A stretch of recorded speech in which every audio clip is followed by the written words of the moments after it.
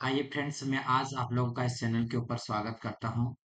सो दोस्तों, आज हम पढ़ने वाले हैं स्विच तथा आइसोलेटर्स, यानी कि स्विच और जो आइसोलेटर से रिलेटेड जितने भी क्वेश्चन है उसका हम सॉल्यूशन करेंगे।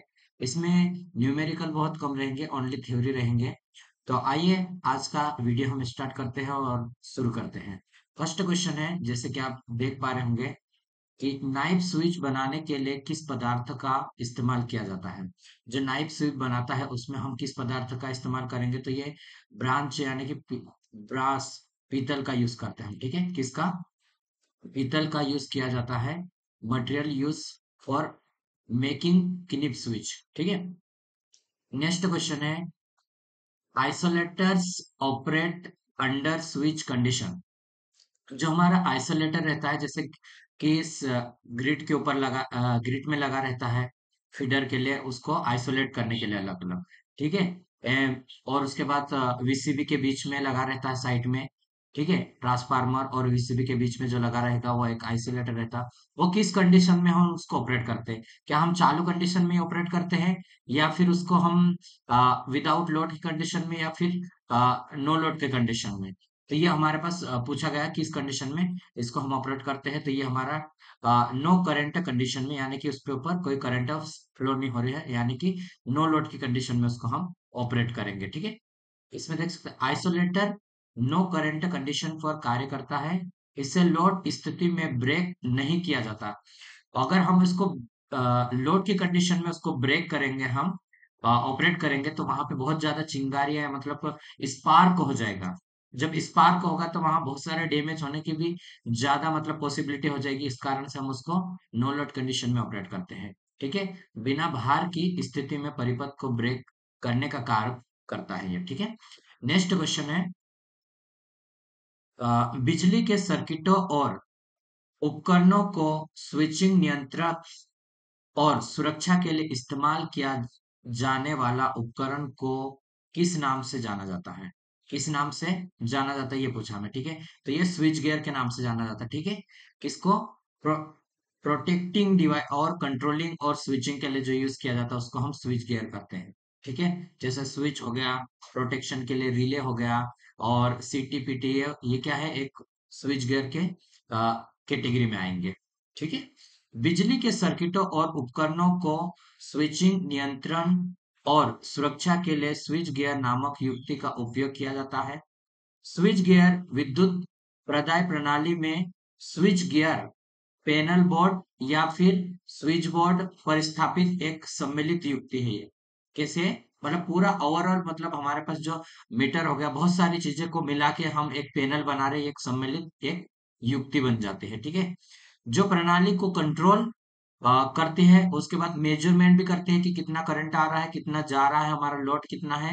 ये हमारा पूरा voltage, current and power factor को मेजर करके ये बताएगी। ठीक है, प्रोटेक्शन आदि देती है, जैसे सी और बी पैनल बोर्ड और fuse, voltage regulator, ammeter and voltmeter आदि इसके ऊपर जो पैनल रहते हैं उसमें लगा रहा आप देख सकते हैं। ठीक है, और जानते भी होंगे आप उनको। ठीक है, नेक्स्ट क्वेश्चन है, नेक्स्ट क्वेश्चन देखते हैं अभी हम इसका। The thermal protection which can protect against, thermal सुरक्षा स्विच किसके विरोध में रक्षा करने के लिए हम यूज करते हैं? ठीक है, तो ये हो जाएगा ओवरलोड की रक्षा करने के लिए थर्मल प्रोटेक्शन का यूज करते हैं। किसका यूज करते हैं? ओवरलोड की प्रोटेक्शन करने के लिए हम थर्मल का यूज करते हैं। थर्मल सुरक्षा स्विच रहता है जो ओवरलोड के विरोध में सुरक्षा करता है। ठीक है, इसका उपयोग ओवरलोड से बचने के लिए करेंगे हम, और ओवरलोड की सुरक्षा सिस्टम, सभी प्रकार के उपकरण के लिए उपयोग किया जाता है। ठीक है, नेक्स्ट क्वेश्चन देखेंगे, स्विच गियर की आवश्यक आवश्यक विशेषता क्या है?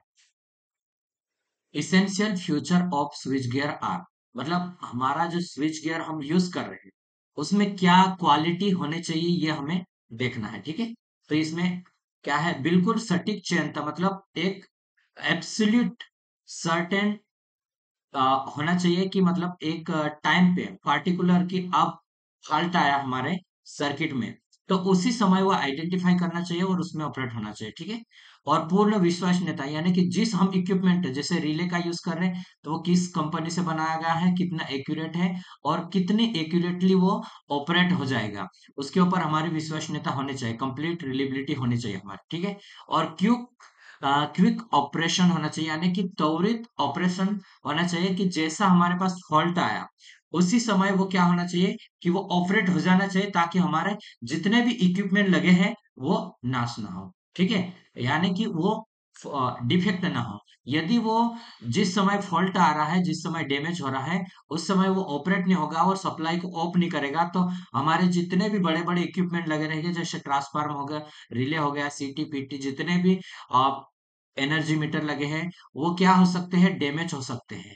और एक ही समय में बहुत सारे डैमेज होने के कारण पूरा के पूरा हमारा डिस्ट्रीब्यूशन जो सिस्टम है या ट्रांसमिशन जो सिस्टम है वो बहुत सारे लाखों की संख्या में और लाखों रुपए डैमेज पूरे नष्ट हो सकते हैं। इसलिए हम जो भी प्रोटेक्शन डिवाइस का यूज कर रहे हैं तो वो हमारे पास रिलेबिलिटी होना चाहिए उसके ऊपर, वो क्विक ऑपरेशन होना चाहिए और सटीक चयन होने चाहिए, ताकि जब फाल्ट आ रहा तभी होना चाहिए वो, ठीक है, ना कि बार बार विदाउट फाल्ट की कंडीशन में भी हो सकता है, ठीक है, तो इस समय नहीं होना चाहिए, ठीक है।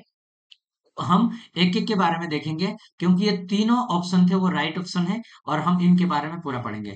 चयनता मतलब चयनता कैसे, सिलेक्टिविटी कैसा करेगा हमारा, जो फाल्ट अवस्था में स्विच गियर द्वारा जो विद्युत प्रणाली रहती है, विद्युत सिस्टम रहती है, किसी अन्य अंगों को बिना स्वचालित डिस्टर्ब किए, मतलब जो दूसरा ऑपरेट हो रहा है उसको बिना डिस्टर्ब किए केवल यथोचित दस युक्ति, मतलब जो कोई भी मतलब एक दोष में है, जहां पर फाल्ट हुआ उस फीडर को, उस अंग को क्या करना चाहिए, डिस्कनेक्ट करना चाहिए वो हमारा, ठीक है। और लक्षण की इस प्रक्रिया को स्विच गियर के की चयन प्रक्रिया हम कहते हैं, ठीक है, ये हमारी चयन प्रक्रिया में रहेगा। अब पूर्ण विश्वसनीयता हम देखेंगे इसके बारे में। पूर्ण विश्वसनीयता कैसे होना चाहिए, कंप्लीट रिलेबिलिटी, स्विच गियर एवं पूर्ण निर्धारित अवस्था के अंतर्गत अवस्था ही अपना कार्य पूरा करना चाहिए। फाल्ट स्थिति के समय स्विच गियर का प्रचालन असफल नहीं होना चाहिए। किस कंडीशन में, जब सर्किट में फाल्ट हो रहा है तो ऐसा ना होना चाहिए कि वो मतलब उसको फाल्ट की कंडीशन में ऑपरेट नहीं हो रहा हमारा स्विच गियर है वो, ठीक है, तो ये क्या हो जाएगा, विश्वसनीयता घट जाएगी उसकी।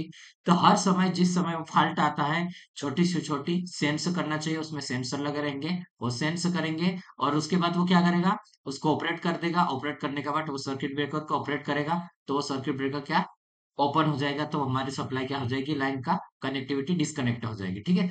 और उसी प्रकार हम शीघ्रता मतलब कितनी तेज कर रहा है वो, क्यूकनेस कि कितनी तेज, मतलब फाल्ट आने के बाद 1 घंटे बाद कर रहा है, 2 घंटे बाद कर रहा है, या 5 मिनट में, या 1 सेकंड में, या 5 सेकंड में, 10 सेकंड में, कितनी देर में वो हमारा रिस्पॉन्स कर रहा है, ठीक है, वो हमारे पास हो जाएगा। कि यंत्र के जैसे भी सेफ्टी फैक्टर तथा प्रचालन का स्थायित्व बढ़ाने के लिए स्विच गियर का रिस्पॉन्स मतलब अति शीघ्र होना चाहिए। कैसा होना चाहिए, ज्यादा तेज रहना चाहिए, ताकि जैसा फाल्ट आए वैसा हमारा रिस्पॉन्स मिल जाना चाहिए।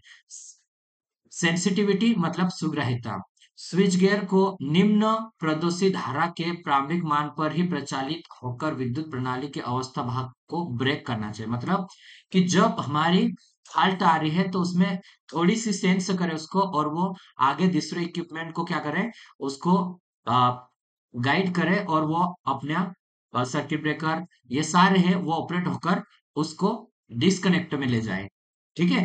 तो ये हमारे पास इतनी होनी चाहिए कि स्विच गियर की क्वालिटी हमारे पास, सेंसिटिविटी होनी चाहिए, और क्यूकनेस होना चाहिए, कंप्लीट रिलेबिलिटी होना चाहिए, और सिलेक्टिविटी उसको चेंज करते आना चाहिए। नहीं तो ऐसा हो कि कहीं और फॉल्ट आ रहा है, उसको ना डिस्कनेक्ट किया, और जहां पे अच्छे से चल रहा है हमारा फीडर और उसी को डिस्कनेक्ट कर दिया, और बाकी उसमें सारे लॉस हो गए, ठीक है। तो ये हमारे पास ये गुण उसके अंदर होना चाहिए, ठीक है। नेक्स्ट क्वेश्चन को देखेंगे, switch surge is, switching surge क्या है, स्विचिंग सर्ज क्या है ये हमें देखना है, ठीक है। तो ये है शॉर्ट ड्यूरेशन ट्रेंजेंट वोल्टेज मतलब एक लघुकालिक ट्रेंजेंट जो वोल्टेज रहता है उसे स्विचिंग सर्ज कहते हैं। मतलब एक क्षणिक समय के लिए जो एक अधिक वोल्टेज आता है या फिर कम वोल्टेज, मतलब मैक्सिमम तो क्या रहता है अधिक वोल्टेज, जैसे कि बिजली का गिरना एक स्विचिंग की सर्ज कंडीशन में आएगा। ठीक है, स्विचिंग सर्ज में आएगा ये, क्योंकि वो एक कम समय के लिए बहुत ज्यादा वोल्टेज, हेवी वोल्टेज आता है।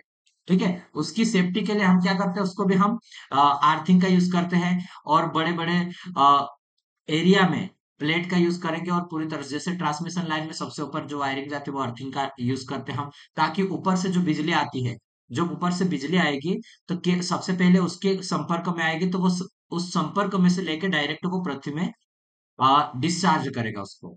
ठीक है, तो इससे ध्यान रहना चाहिए हमें। नेक्स्ट क्वेश्चन देखते हैं अभी हम।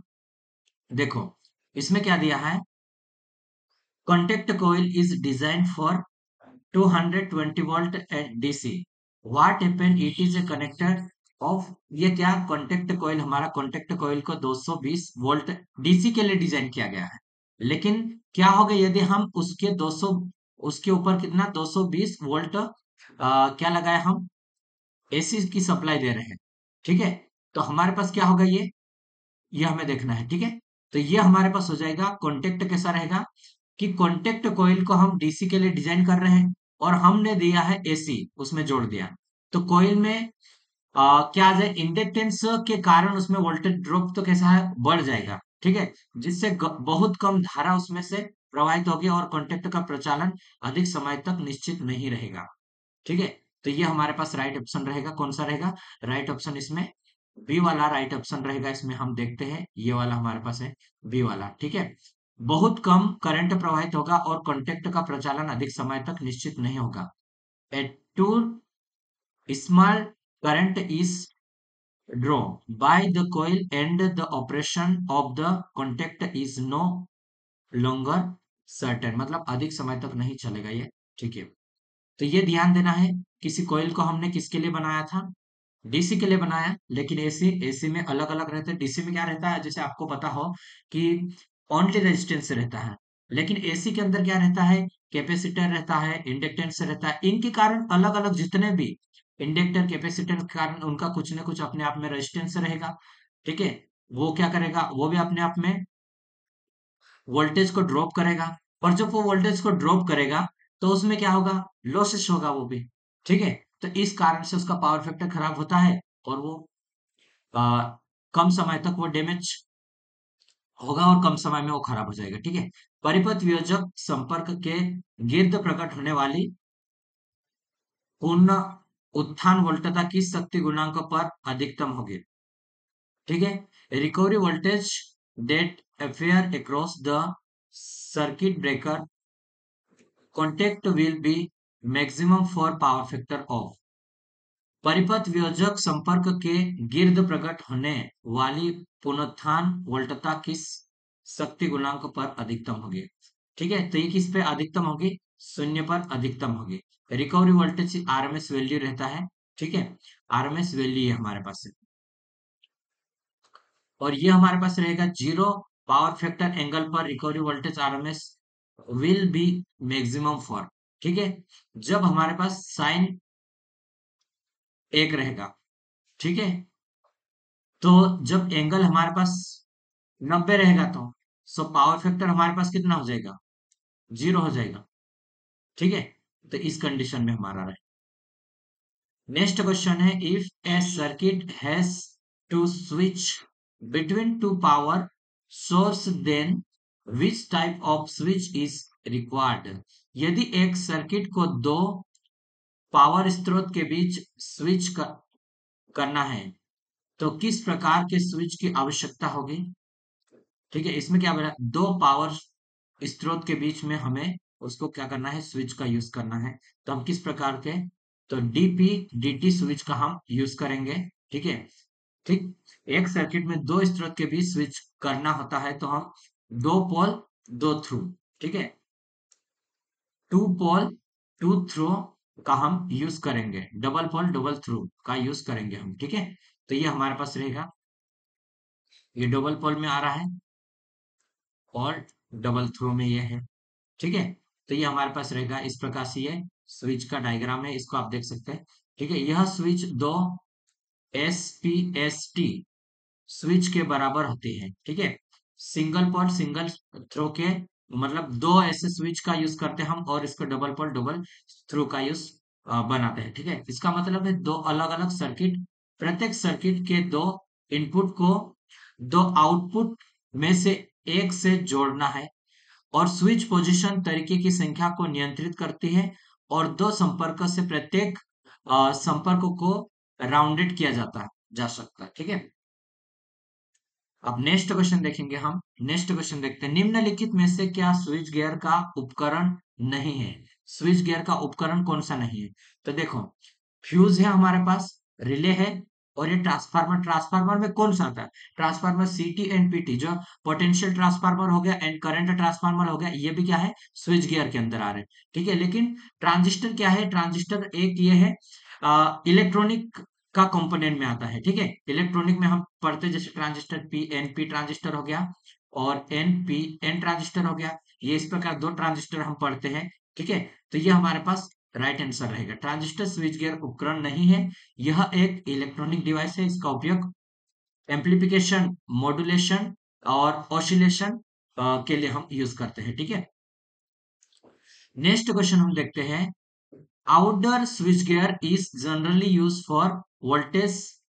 ठीक है, आमतौर से आउटडोर स्विच गियर खाली स्थान से ज्यादा वोल्टता के लिए प्रयोग किया जाता है।